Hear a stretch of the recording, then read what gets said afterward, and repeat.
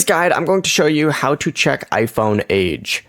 This is Aiden from JustBoz, and before we get into this guide, make sure to like the video and subscribe to the channel with all notifications on. It really does help with the channel and it lets us know that you want more content like this, so we greatly appreciate it. If at any point throughout this guide you did have any questions, just ask them down in the comment section below and we can help you out further. I'm going to be doing my best to reply to every single comment down there. Now, the most reliable way to, of course, find this is to find the original purchase date or estimate it using Apple's warranty information. So first things first, open up settings, scroll down on here, hit general, and then hit about. It's going to take you to a page that looks something like this, and you need to find your serial number on here. Go ahead and select it, hit copy, and then you can back out. From here, open up a web browser, and you need to just go ahead and search for checkcoverage.apple.com.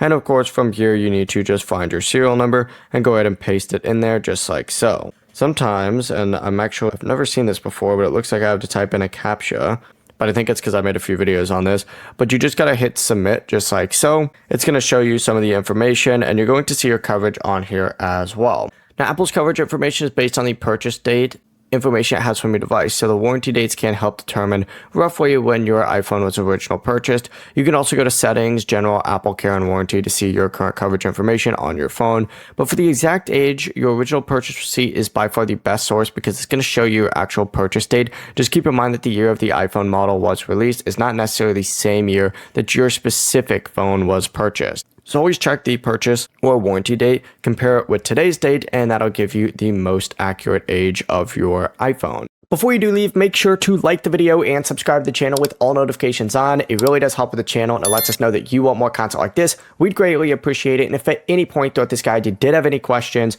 just ask them down in the comment section below and we can help you out further. I'm going to be doing my best to reply to every single comment down there. Peace.